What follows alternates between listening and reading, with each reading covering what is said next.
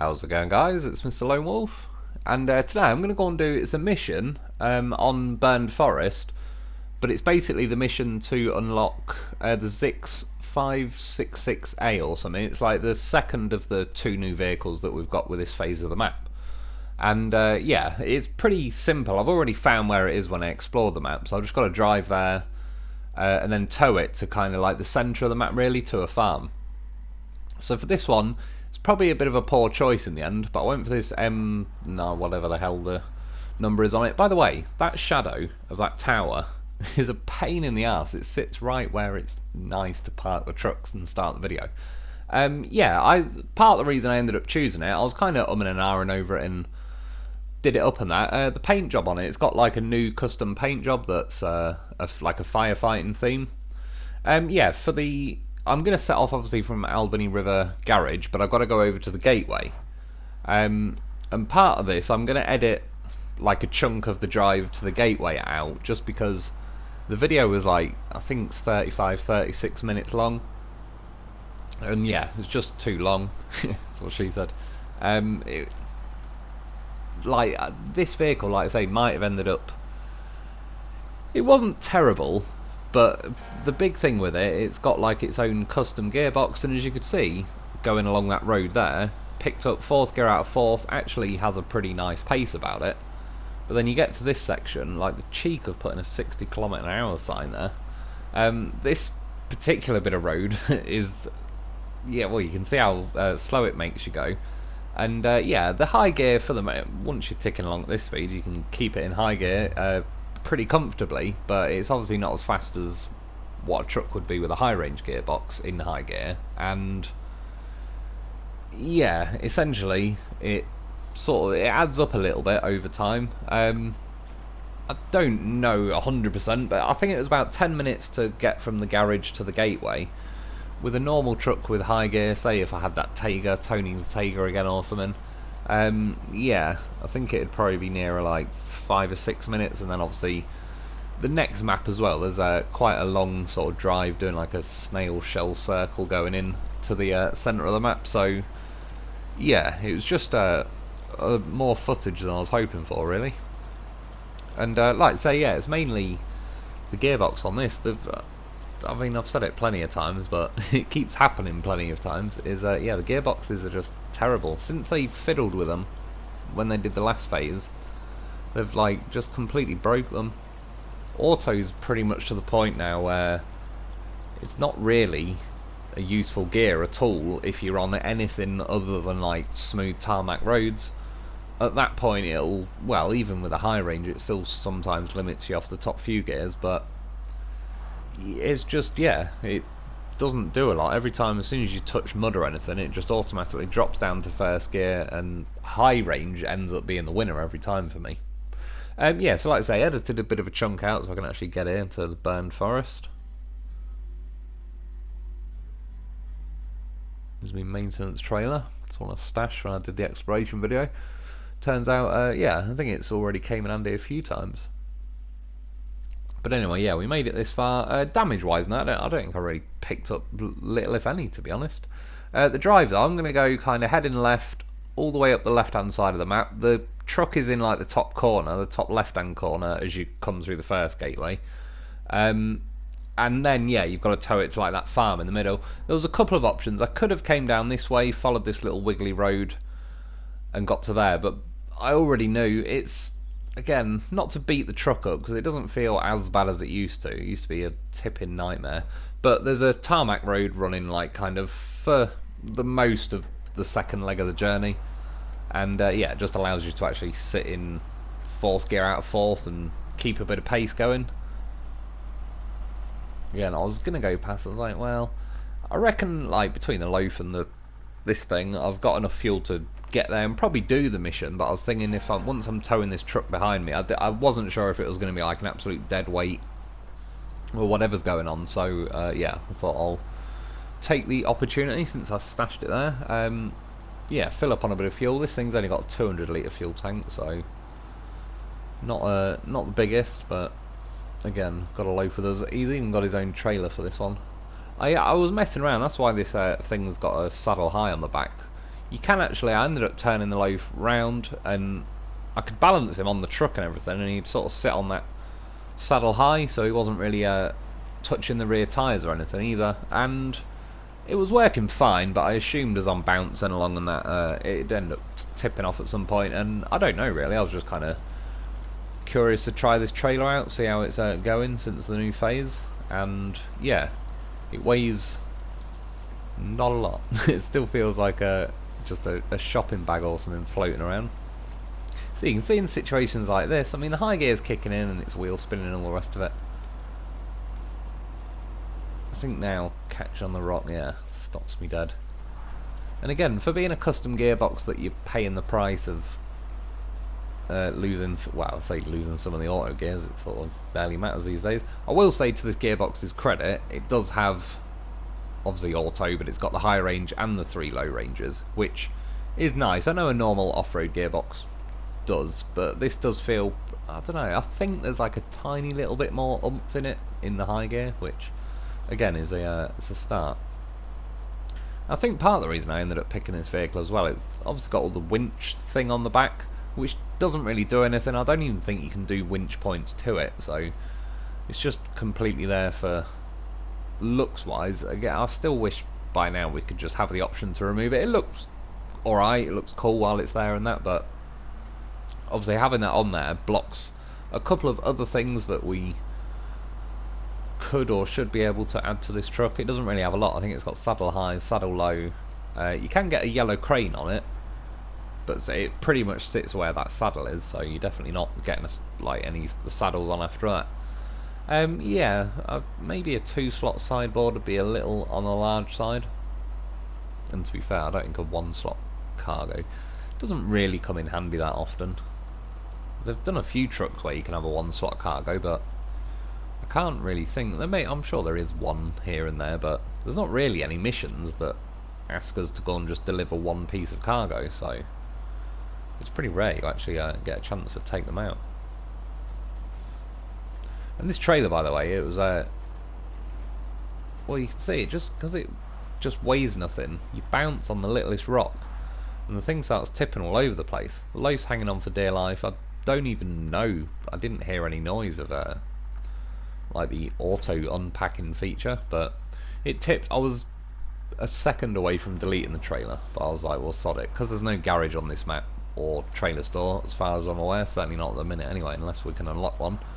Yeah, so I left the trailer there. I mean, it's pretty much going to be a free-range trailer, but you never know. Maybe in the future there'll be some mission where it turns out that trailer comes in handy. I just thought, yeah, tow the loaf the old school way. Might burn a little fuel, but I think I'm all good by now, especially I was able to top up on that maintenance trailer. And yeah, I mean, in the end, it wasn't a horrible drive or anything like that. It just ended up taking a bit longer than I thought, just to the point, yeah, it was like the videos was getting on not that far off 40 minutes really, and it was like I can almost squeeze out a review video in that time, let alone just this drive really. And that's the thing for this mission, there's not really anything, you don't even have to repair the Zikz. I checked it out when I was there with the loaf as well. Another handy reason to take the loaf, I can access the repair option, so I could look at who needs what and all the rest of it. Yeah, the Zikz is, I'm pretty certain it was a brand newie, like there's no damage on it at all. It also had a full fuel tank, which was nice. There's another goddamn horse, he was on the exploration video. But can you see, even in high gear, as soon as, and this what I would say is more now linked back to this truck specifically, but you hit a piece of water like that, or you hit a little bit of mud that doesn't even really look that serious, it just completely bleeds the speed out of everything. And I think with this gearbox, it's one nice thing with a high range high gear is you pick up quite a lot of momentum, so even when you hit a little patch of stuff that's going to slow you down, at least you have got some momentum and inertia that kind of helps push you through it, which was always essentially how the twin steer was. Still felt pretty good even way back when before it had like the all-wheel drive option. It had enough speed and momentum that it'd like force its way through little patches that they'd make like super mud, etc. Yeah, when you go down to, like, I tried the off-road gearbox, and then now obviously I had no choice with this custom gearbox, but it's certainly nearer to that. Yeah, there's just, again, if you're going along like a tarmac road, the high gear obviously winds up to full speed. The autos do as well, and to be fair, like I said, this actually had a pretty nice pace going to it right at the start of the video when I left the garage. But yeah, as soon as you encounter any resistance, it almost like halves your speed again, and as I said, that does start to add up.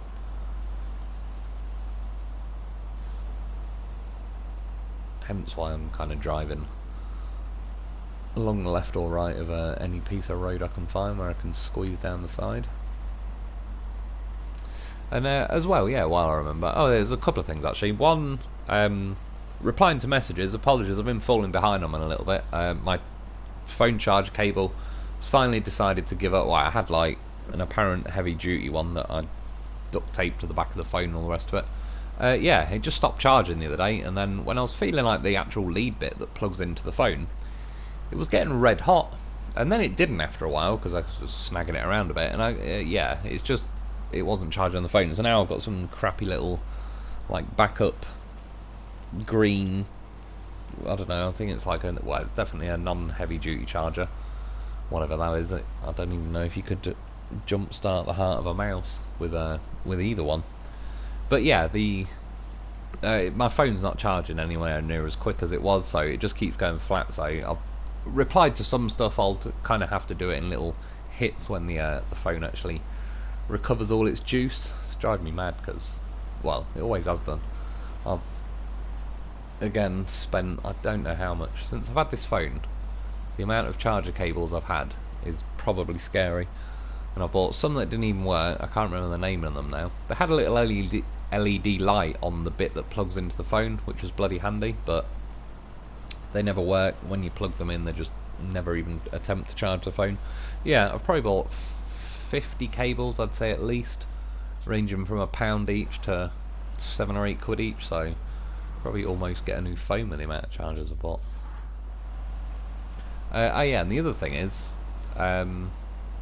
tomorrow I'm hoping, this is obviously the plan, doing a live stream, which went horrifically last week because the game kept crashing and blue screening me, and I tested it around that night and then the next day, and I kept getting blue screen. It's one of them. I kind of figured out that, you know, it's not a one-off problem or anything, but beyond that, there's not a lot I can do about it.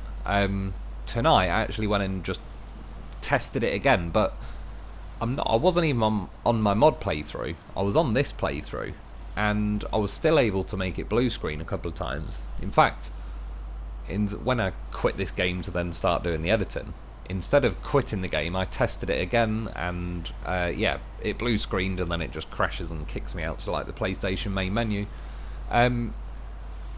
For the most part, I mean, I've been making these videos for the last week, and I've not had any issues. What I noticed that pretty consistently does it, if say when you load the game up, you're on Albany River, pick a vehicle, drive out the garage and kind of park it up in the yard, a bit like where I am when I start each video, and then after about 10-20 seconds or whatever, maybe longer, but I just, you know, I'm pretty impatient to just sit around waiting in the garage, try and transfer the map over to Phase 8. Heartlands, for whatever reason, seems to crash it more than anything else.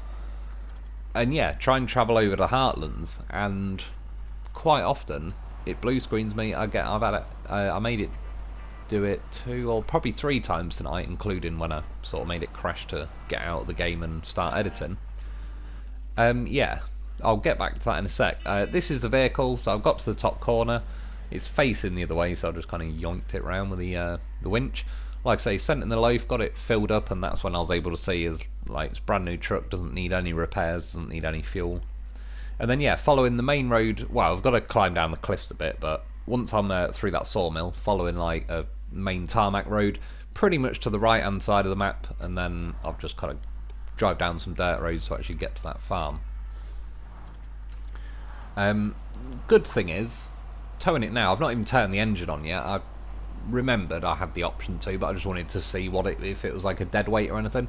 Actually feels like it doesn't weigh a lot at all, and when I just kind of stuck a winch to the front of it and tried to drag the front end round when I first got it, the vehicle rolled, and how easy... It doesn't roll easily, but I mean, once it started rolling, how easily it just flopped over. I've got a feeling, yeah, the truck doesn't really weigh a lot at all. And someone pointed out, which is a fair point, is they only added the crocodile, was it? Yeah, not too long ago. And this is kind of very similar to that, really. That being said, if you've got the DLC, obviously, and you got this phase, because the crocodile, I think, was like an extra edition, wasn't it? Actually, I think it was like a DLC truck that was extra on top of... Was it phase 6 they added it? I know it was quite a while ago now. It was when... That's like been the cursed video to try and do a review on that. Every time... Well, when I originally was trying to do it, that was when my internet completely vanished for about 8 weeks. And then I kept having game crashes and all sorts of stuff. But yeah, if you haven't got the crocodile, like, this is a pretty similar one, to be honest. And to be fair, I did actually drive the crocodile the other week on phase 8, and yeah, I was actually, like, it was pretty decent, better than I thought it was going to be. And yeah, back to this thing, it was kind of smashing into me a bit as I was climbing down the cliffs there. And then now cutting through the sawmill, and I ended up clipping out only a little bit of this when I'm driving along the road. I think it's in a couple of minutes. Just because, again, to shorten the video a bit more, it probably saved 3 odd minutes out of the video. It was just purely driving along a road. There wasn't really anything going on. I wasn't spinning the camera around. I was just, yeah, trying to eat up the miles a bit and get on with the video. So you get little patches of mud on these roads that, considering they just look, I don't know, like, there's not even any depth to it. It just looks like someone splashed a bit of mud on the road, and it, yeah, still acts like super mud. Apologies, there's a little glitch there. I pressed square to start the engine up. For whatever it's worth, the engine seems to take quite a while to actually start up. Not that it's the end of the world, but I just noticed from when you press the square button to how long it takes for, yeah, feeling like a bit of assistance from the thing moving under its own weight. Took a little while, a little longer than I was expecting for such a small truck. Some of the stuff, like the big stuff, I think the Colob and stuff like that, they take like an extra second or so usually to fire up, but yeah, I wasn't really expecting it from a little vehicle like this.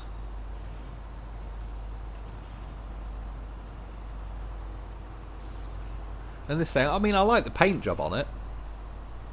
I didn't... when obviously we got this phase, there was in there, like, I can't remember the name of it, but it was some kind of, like, paint thing for a couple of new trucks. This is obviously one of them. I'll have to see.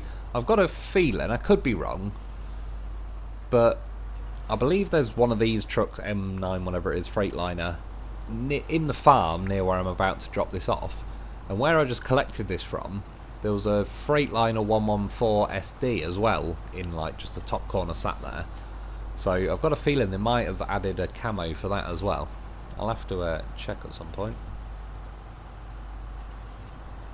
And this truck shows up, like when you look on the actual map, it shows up as like a bright green truck now. I don't know if that's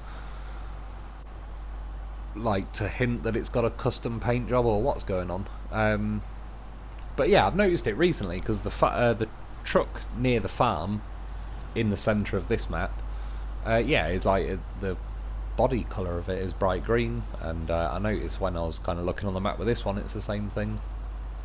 Normally, I think the trucks just appear pretty sort of bland and grey or whatever. There's that pipe in the ground that's blown up or something, so you can drive over there, but it is actually a bit of a hefty crack going on. That's what she said, of course. Yeah, you are best off just doing what I did. There is like a little way just to drive around it instead of even attempting to try and cross. Even when I tried crossing with a Derry, which is a pretty decently sized truck and all the rest of it, that nose dived. I've noticed with that Derry, it does catch its nose a little bit. Yeah, this thing, I mean, it kind of gives you a hint that you are going slower than you'd want to be, really. This truck started catching me up, basically, and gave me a boost up the hill. Because I'm in high gear at the minute, which is obviously to help get through the mud. But, yeah, the fact that the truck behind me, I mean, normally there's a pretty cock-blocking limit going on when you do a road train with vehicles. And I think there still is, but I'm just saying the fact that I was driving in high gear and I'm obviously under the maximum speed limit it'll let you do when you're towing vehicles, because yeah, this new Zikz was actually basically shoving me along, trying to get me to pick up my speed, which I happily obliged. And like I say, now along the tarmac roads, that's the bit I cut out just because it was just the same scenery, really, nothing going on. Yeah, again, when you're on the tarmac roads, high gear, 4 gear out of 4, lets you actually get up to that. I was pretty surprised and impressed with how fast this truck does get moving. You can see in certain sections, I mean, again, there's a big part of it is the way they code a lot of these roads, but you can kind of tell from just the looks of the terrain right now, you'd assume I'd be going a lot slower. And even though I am skirting around a little bit, but that's like just a section of map they've not coded to be, yeah, super mud and all that. And then you hit other patches, like could be this bit here, that looks nowhere near as bad, but it interacts with your truck like it is. And yeah, I think they need to be a little bit more loose with what they're actually coding in such a way. Not that I'll hold my breath, I doubt they will. They're, if anything, they seem to dial it up. To be fair though, I still do like both these maps. This one's definitely the trickier of the two maps, but now I've explored it all and I've taken a radar trail around and kind of got every last bit uncovered, there is like still a nice option. I mean, even tonight, for example, I could have gone, yeah, the sort of more direct wiggly mountain route, or I could kind of go around the edge of the map on the tarmac road. So there is, yeah, there is options. I could have as well with this mission tonight. When I set off from the Albany River garage, I could have turned right and basically followed the main road all the way up to the new gateway I've unlocked, and then came through that way onto this map. But then I basically would have had to have drove on the tarmac road all the way to the sawmill, climb up the cliffs, grab this truck, and then yeah, I was kind of like thinking, I don't know, it was just a bit less scenery and adventure going on. But in hindsight, as this vehicle is a little bit on the slow side, possibly would have been the slightly quicker option. With a knackered bridge going on there. To be fair though, those concrete slabs didn't delete me just for going near them, like they sometimes do on previous phases. Phase 4 particularly, I'm looking at you. And yeah, this is the farm. There's a goddamn horse with his radar trailer. He's already been around on the job. Finally got a few feet away when I decided to change the time of day, get it a bit brighter. And yeah, drive to that square. It's one of them. It doesn't actually take the vehicle off you. In the description, it basically says, you know, why you're helping us out. Because, I mean, there's like help the villagers 1, 2 and 3. Like, Jesus Christ, why don't I just buy the place off them and do it myself? Yeah, it's their truck. Obviously, you've just rescued it for them, but they say, why you're helping us out. You can have it or use it, but I take that to mean I can keep it forever. I didn't end up taking that one in the end. I had to travel, say, to another map to go and buy some of them, because it won't let you buy this one in this region, which is a bit stupid. And yeah, I had a little blast with it. It's pretty nippy. Actually feels like even when it's going this fast that the steering kicks in still, so I won't go too much into it because I'll do a gameplay and review video pretty soon. Went for a little jump to finish it off. Finally rolled it over. It's actually good for not tipping. But yeah, that's about it for today. I hope you enjoyed. I hope it helps. Thanks for watching. Thanks to my Patreon members. Get yourself a loaf because he is a goddamn beast. And I'll be back soon.